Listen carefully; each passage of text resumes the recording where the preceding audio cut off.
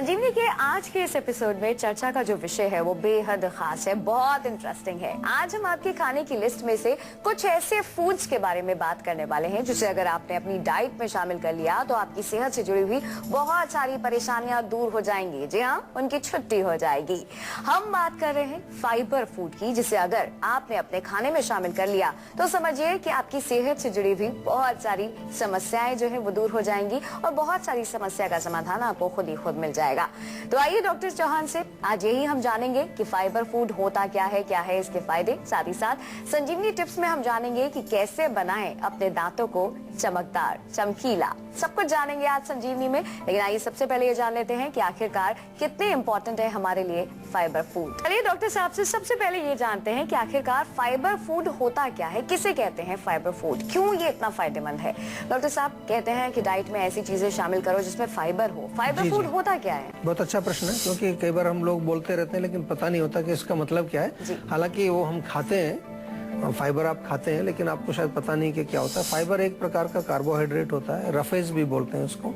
ये वो हिस्सा है प्लांट का, सब्जियों का, फ्रूट्स का, जो कि हमारी बॉडी में एब्जॉर्ब नहीं होता है। तो क्या करता है फिर वो अंदर जाकर के वो जो हमारा वेस्ट प्रोडक्ट्स है उनको बाहर निकालने में वो काम करता है। तो यदि हम फाइबर नहीं खाएंगे तो वेस्ट हमारे बॉडी में अंदर ही पड़ा रहेगा, और अगर हम फाइबर युक्त भोजन करेंगे तो वेस्ट मटेरियल्स जो है वो बॉडी में ज़्यादा देर तक नहीं रुकेंगे, वो उनको बाहर निकालने में सहायक होता है।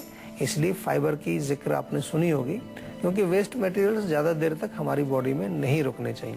अगर अंदर रुकेंगे तो अनेक प्रकार के रोग पैदा करेंगे। छत्तीसगढ़ से एक दर्शक जुड़ गई हैं। अंजू जी, स्वागत है आपका, अपना सवाल बताइए।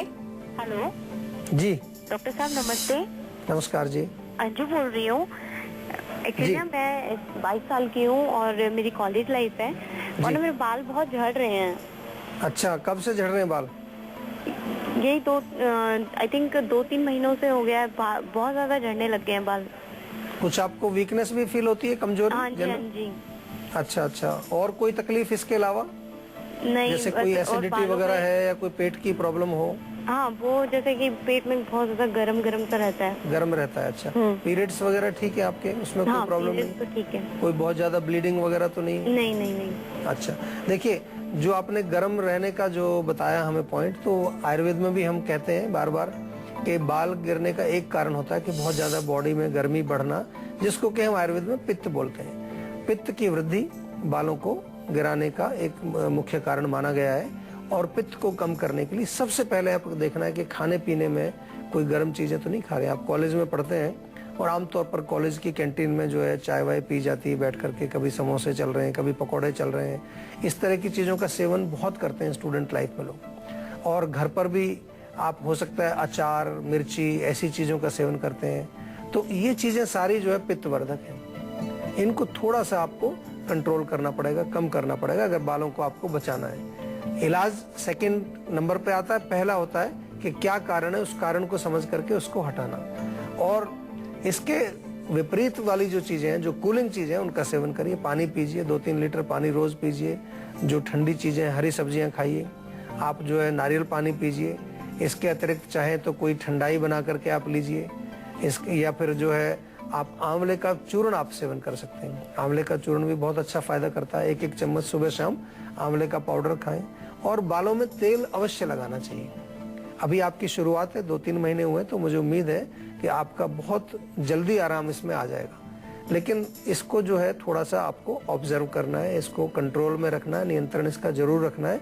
क्योंकि कभी कभी हम लापरवाह हो जाते हैं तो फिर रोग बढ़ जाता है, और रोग बढ़ जाता है तो फिर जो है बहुत मुश्किल से ठीक होता है। तो अभी इसको आप खान पान से थोड़ा आंवला वगैरह सेवन करें। आयुर्वेदिक तेल हमारे यहाँ पर मिलते हैं, उनका आप जो प्रयोग कर सकते हैं। कुछ आयुर्वेदिक हेल्थ उसके हेयर टॉनिक भी मिलते हैं, उनका प्रयोग आप कर सकते हैं। और सबसे बड़ी चीज़ है कि जो गर्मी आपको होती है, पेट में आपने जलन बताई, उसका भी आपको कुछ ना कुछ उपचार करना चाहिए। आंवले से भी फर्क पड़ेगा, लेकिन फिर भी अगर आपकी कोई तकलीफ है जो ठीक नहीं होती है तो फिर आयुर्वेदिक औषधि उसमें आपको जरूर लेनी चाहिए। आइए सबसे पहले अब डॉक्टर साहब से ये जानते हैं कि फाइबर फूड के फायदे क्या होते हैं और साथ ही साथ ये भी जानते हैं कि कौन कौन से फल या फिर सब्जियां ऐसी हैं जिसके अंदर फाइबर मौजूद होता है। डॉक्टर साहब, कौन कौन से एक तो सब्जी फल हैं और साथ ही साथ इसके फायदे क्या हैं? देखिए, ज्यादातर जितने भी जैसे लीफी वेजिटेबल्स हैं, बथुआ, मेथी वगैरह, इसमें फाइबर काफी होता है। या हमारे यहाँ जैसे आटे में जो चोकर वगैरह होता है उसमें होता है। फ्रूट्स में आमतौर पर सेब है या अमरूद है, इनमें फाइबर की क्वांटिटी होती है। और जहाँ तक फायदे की बात है तो कई प्रकार के फायदे हैं। जैसे कि मैंने कहा कि एक तो कब्ज को दूर करता है, यानी कि जो वेस्ट प्रोडक्ट्स हैं, पाचन के बाद जो वेस्ट बनते हैं हमारी आंतों में, उनको वो बाहर निकालने में फायदा करता है। दूसरा, आपने सुना होगा कि हमारी जो इंटेस्टाइन्स हैं, जहाँ पर हमारा खाना पचता है, एब्जॉर्ब होता है, वहाँ पर कुछ फ्रेंडली बैक्टीरिया होता है, मित्र बैक्टीरिया उनको बोलते हैं। तो उनको भी ये सपोर्ट करता है, उनको बढ़ाता है। और इसके अतिरिक्त जो है एब्जॉर्प्शन में भी सहायक सिद्ध होता है। कुछ ऐसे फाइबर होते हैं, सॉल्युबल फाइबर्स उनको, जो कि उनके एब्जॉर्प्शन में भी वाटर कंटेंट को एब्जॉर्ब कराने में भी बेनिफिशियल होते हैं। मुख्य रूप से देखें तो इसका महत्व यही है सबसे बड़ा कि हमारे जो वेस्ट हैं उनको ये बाहर निकालने में बहुत अहम भूमिका निभाता है। इस प्रकार से हमारी जो आंतें हैं उनको स्वस्थ रखने में इसका बहुत बड़ा रोल है। दिल्ली से सचिन जुड़ गए हैं, स्वागत है आपका, अपना सवाल करें। नमस्कार डॉक्टर साहब। नमस्कार जी। डॉक्टर साहब, मेरे ना एसिडिटी की प्रॉब्लम बहुत ज्यादा 6 महीने से। किस चीज की प्रॉब्लम है जी? एसिडिटी की।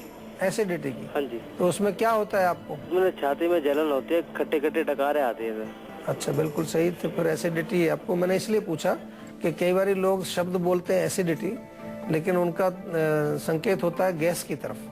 क्योंकि जब उनसे पूछते हैं कि भाई क्या होता है तो कहते हैं जी पेट फूलता है, पेट में गैस बनती है, उसको एसिडिटी लोग कह देते हैं कई बार। एनीवे, आपको एसिडिटी है, अम्ल पित्त इसको आयुर्वेद में हम कहते हैं। बहुत अच्छा उपचार इसका है कि सबसे पहले तो गर्म चीजों को बंद करिए। कोई भी खट्टी चीज मत लीजिए, टमाटर भी मत खाइए, दही भी मत खाइए, नींबू वगैरह का सेवन मत करिए, अचार का सेवन मत करिए।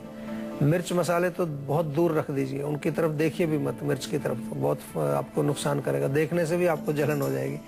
छाछ बहुत बढ़िया है, पतली सी छाछ बनाइए, उसमें जीरा डालिए, भुना हुआ जीरा डालिए, थोड़ा सा जो है चाहे तो उसमें पुदीना अगर सूखा है या गीला है पीस करके वो मिलाइए, बहुत अच्छी चीज है, वो आप सेवन करिए। साथ में जो है मुलेठी बहुत अच्छा काम करती है, मुलेठी का चूर्ण आप आधा आधा चम्मच ले सकते हैं, उससे भी बहुत फर्क पड़ जाएगा आपको। और ज्यादा पुराना रोग है तो आयुर्वेद में आ जाइए, आयुर्वेद में बहुत अच्छी औषधि है, बहुत अच्छी औषधि है। अम्ल पित्त हो, आपको किसी प्रकार का और इवन यानी कि गैस्ट्राइटिस जिसको बोलते हैं, या हाइटस हर्निया हो गया आपको, या डॉक्टर्स ने बोला है कि आपको जो है पेट में जो है सूजन होती है, छाले हो गए, गैस्ट्रिक अल्सर हो गया है, ये सब पित्त के रोग हैं, एसिड के रोग हैं। और या आपकी छोटी आंत का हिस्सा जो है ड्यूडेनम, वहां पर स्वेलिंग हो गई है। तो ऐसे रोग अगर हैं तो बिल्कुल सीधा आंख बंद करके आयुर्वेद में आ जाइए, कहीं पर टाइम वेस्ट मत करिए, क्योंकि जितना जल्दी आप हमारे पास आ जाएंगे उतना अच्छा और सरल इलाज हम कर पाएंगे। ज्यादा पुराना रोग जब हो जाता है तो फिर थोड़ा सा कठिनाई होती है, क्योंकि कॉम्प्लिकेशंस काफी होते हैं और दोष जो है वो भी शरीर के दूसरे हिस्सों में पहुंच चुके होते हैं। फिर आप कहेंगे आके जी एसिडिटी भी होती है और मुंह में छाले भी होते हैं, तो पित्त जो पेट में था वो मुंह तक पहुंच गया। या आप कहेंगे मेरे को जो है यूरिन में जलन होती है, या मेरे बाल भी उड़ गए सारे। तो इससे पहले कि वो पित्त जो अभी पेट में ही है आपके, इससे पहले कि वो दूसरी जगह पहुंचे, आपको उपचार कराना चाहिए। लेकिन लोग करते नहीं है। मैंने देखा जलन भी हो रही है, चाय भी पी रहे हैं, और तंबाकू भी खा रहे हैं, और अल्कोहल भी पी रहे हैं, और खटाई भी खा रहे हैं। तो ये इसको आयुर्वेद में हम कहते हैं प्रज्ञापराध, बुद्धि का दुरुपयोग। बुद्धि आपको दी है भगवान ने, उसका सदुपयोग करना चाहिए, उसका दुरुपयोग नहीं करना चाहिए। आज हम बात कर रहे हैं फाइबर फूड की। चलिए डॉक्टर साहब से ये जानते हैं कि अगर हम में से बहुत सारे लोग जो ऐसे हैं फाइबर फूड का सेवन नहीं करते, उन्हें कौन कौन सी दिक्कत हो सकती है, कौन कौन सी बीमारियां आ सकती हैं? डॉक्टर साहब, कुछ लोग जो होते हैं उन्हें पता नहीं होता कि जो फूड वो ले रहे हैं उसमें फाइबर है। बहुत लोग हैं, जैसे व्हाइट फ्लावर, जो मैदे वाली चीजें, जी जी जी, मैदे की ब्रेड है, मैदे का कुछ केक खा रहे हैं, कुछ मैदे की बहुत चीजें खा रहे हैं, फाइबर नहीं है, होल व्हीट नहीं है।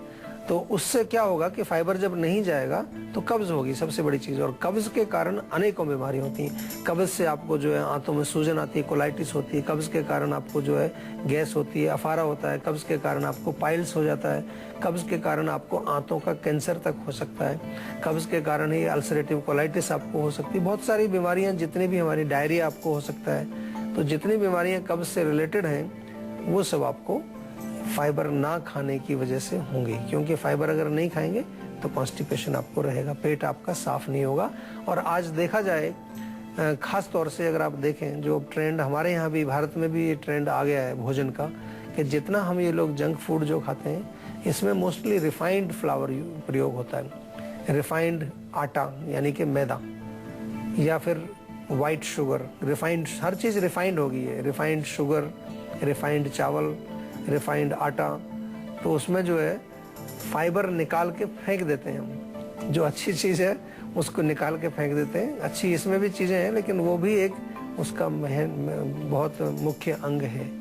कुछ चीज़ें जो है वो आजकल ऐसी बन गई हैं कि उसको अच्छा दिखने के लिए, अच्छा बनाने के लिए हम ऐसा करते हैं, क्योंकि वाइट ब्रेड है तो वो थोड़ी साफ सुथरी दिखेगी। अब लेकिन आटे की ब्रेड भी अब चालू हो गई है, अभी थोड़ा सा आ गया है वापस, क्योंकि जैसे जैसे हमको अकल आती है, समझ आती है, तो हम चेंज भी करते हैं। तो ये मुख्य इसका बीमारियों से अगर कनेक्शन बनाए तो इस प्रकार से बनता है कि कब्ज होती है और कब्ज के कारण अनेक बीमारियां होती हैं। अभी जैसे कि आपने जिक्र किया कि आटे की ब्रेड भी आ गई है, ऐसे हाई फाइबर ब्रेड भी आ गई है। हाँ जी, मल्टीग्रेन भी आ गई है। तो उसका मेन पर्पज यही है कि एक तो न्यूट्रिशन अच्छा है और उसके साथ साथ फाइबर की क्वांटिटी इसमें है। चलिए इसी के साथ बढ़ते हैं आगे। बारी आ गई है आज की संजीवनी की। डॉक्टर साहब से जानते हैं कि फाइबर फूड को लेकर क्या है आज की संजीवनी। तो डॉक्टर साहब, क्या है आज की संजीवनी? देखिए, फाइबर जैसा मैंने कहा कि पेट के लिए बहुत अच्छा, दो प्रकार का फाइबर होता है, उसको थोड़ा समझ लीजिए। एक होता है इनसॉल्युबल फाइबर। इनसॉल्युबल फाइबर जैसे कि व्हीट है, गेहूं हमारा, जैसे आपने कहा कि हाई फाइबर ब्रेड जो है, या चोकर वाला, चोकर आटे में मिला हो, वो भी जो है अच्छा होता है। तो उसका क्या फायदा होगा, वो आपको कब्ज नहीं होने देता और मुख्य रूप से वो आपके जो वेस्ट प्रोडक्ट्स हैं उनको बाहर निकालता। तो एक तो कब्ज में, दूसरे सॉल्युबल फाइबर्स होते हैं जो फ्रूट्स में, वेजिटेबल्स में मुख्य रूप से मिलते हैं। तो वो वाटर कंटेंट जो होता है, भोजन में हमारे वाटर कंटेंट भी होता है, तो वाटर कंटेंट को एब्जॉर्ब कराने में भी वो हेल्प करता है, प्लस वो एलिमिनेशन में भी आपको फायदा करता है। और वेट लॉस अगर आपको करना है तो वेट लॉस के लिए बहुत इंपॉर्टेंट है कि आपको फाइबर युक्त जो है भोजन लेना चाहिए। फाइबर युक्त भोजन लेने से आपको कॉन्स्टिपेशन भी नहीं होगी, और कॉन्स्टिपेशन का के साथ जितनी तमाम बीमारियां, मैंने गैस, अफारा, पाइल्स वगैरह का जिक्र किया, इन सब से आप बच सकते हैं। शरीर में आपको जो है और भी बेनिफिट्स इसके होते हैं। वो ये है कि जो जैसा मैंने कहा कि जो डाइजेशन वाले जो बैक्टीरिया हैं, जो फ्रेंडली बैक्टीरिया उनको बढ़ाता है। तो अगर आप फाइबर युक्त फूड खाएंगे तो आपका पाचन भी अच्छा होगा, डाइजेशन अच्छा होगा। चलिए अब डॉक्टर साहब से ये जानते हैं कि क्या फाइबर फूड को लेकर भी कोई सावधानी है। डॉक्टर साहब, वैसे तो कहते हैं कि हर चीज जो भी हम ले रहे हैं, जिस चीज का भी सेवन करते हैं, अधिक मात्रा में ना करें। क्या इसको लेकर भी कोई सावधानी? बिल्कुल 20 से 30 ग्राम के लगभग लेना चाहिए। ज्यादा लेंगे तो डेफिशिएंसी होगी, क्योंकि ज्यादा कुछ निकाल देगा वो अंदर से, और कम लेंगे तो कब्ज हो जाएगी। तो इसलिए थोड़ा सा डेफिनेटली आपको फाइबर जब लेते हैं, ऐसा नहीं कि हमारे शो में बहुत सारी चीज़ों का जिक्र करते हैं हम, तो इसका मतलब ये नहीं कि जो चीज़ आपने सुन ली और उसका हम कई बार बताते हैं कि ये इस बीमारी में भी अच्छा है, इसमें भी अच्छा है, वेट लॉस भी करेगा, तो पता चला आपने फाइबर दबा के खाना शुरू कर दिया है, पता चला चोकर ही खा गए पूरा आप।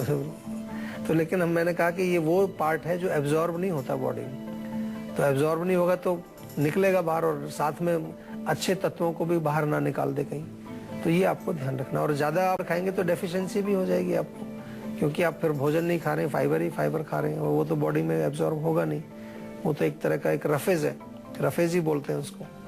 बिना वक्त गवाए चलिए इसी के साथ बढ़ते हैं आगे। बारी आ गई है संजीवनी टिप्स की। आइए डॉक्टर साहब से ये जानते हैं कि कैसे हम अपने इन दांतों को चमकदार बना सकते हैं। डॉक्टर साहब, बहुत बार हमने देखा है कि जो भी हम खाते हैं हमारे दांतों में अटक जाता है, और विद स्पैन ऑफ टाइम, जैसे कि जैसे हम बड़े होते जाते हैं, ख्याल नहीं रखते हैं, तो उसकी एक लेयर बन जाती है दांतों में। उसको कैसे दूर करें, जो जमी हुई लेयर है, और कैसे सबसे पहले तो कोशिश हमें ये करनी चाहिए कि उसको जमने नहीं देना। वो जरूरी नहीं है जमेगी। अगर हम अपने दांतों को साफ सुथरा रखेंगे, खास तौर से कुछ भी खाने के बाद, खाना या पीना, अगर चाय भी आप पीते हैं, चाय वैसे तो मैं मना करता हूँ, लेकिन फिर भी अगर आप चाय पीते हैं तो चाय में मीठा भी होता है, चाय में और तत्व भी होते हैं, और चाय पीने के बाद अक्सर लोग कुल्ला वुल्ला नहीं करते हैं, तो वो चीज़ें जमी रह जाती हैं दांत के ऊपर। ऐसी बहुत सारी चीज़ें, कहीं मिठाई उठा के खा लिया, कहीं बिस्किट खा लिया, कुछ थोड़ा स्नैक्स खा लिया, उसके बाद मुंह साफ नहीं करते। ये मेक श्योर करो जब भी कुछ खाएं या कुछ भी ऐसी चीज़ पिएं तो आप अपने दांतों को साफ जरूर करें कि उस पर कुछ चीज़ लगी ना रहे। वही लगी रहेगी तो वो जा करके वो गंदगी पैदा करेगी। दूसरी चीज़, नियमित रूप से दांतों की सफाई करना, चाहे आप ब्रश करते हैं या जो भी मंजन करें या आप दातुन करें। अब तो दातुन वैसे नहीं करते हैं लोग आजकल, पर नीम की, बबूल की दातुन से भी जो है दांत आपके चमकीले बनते हैं। फिर भी अगर अब दांतों में कुछ जम गया है तो एक रेगुलर चेकअप डेंटिस्ट के पास जाना चाहिए, उसकी क्लीनिंग भी करानी चाहिए। उनके पास कुछ ऐसे यंत्र होते हैं, वो उसको साफ करते रहते हैं। और अगर ज़्यादा आपके दांत पीले हो गए, काफ़ी उनमें गंदगी आ गई है, अच्छे नहीं, चमकीले दांत आपके नहीं है, तो खाने का सोडा होता है घर में, थोड़ा सा लीजिए, थोड़ा पानी मिला के पेस्ट बना के उससे थोड़ा मंजन करिए और मुंह को साफ करके बाहर थूक दीजिए।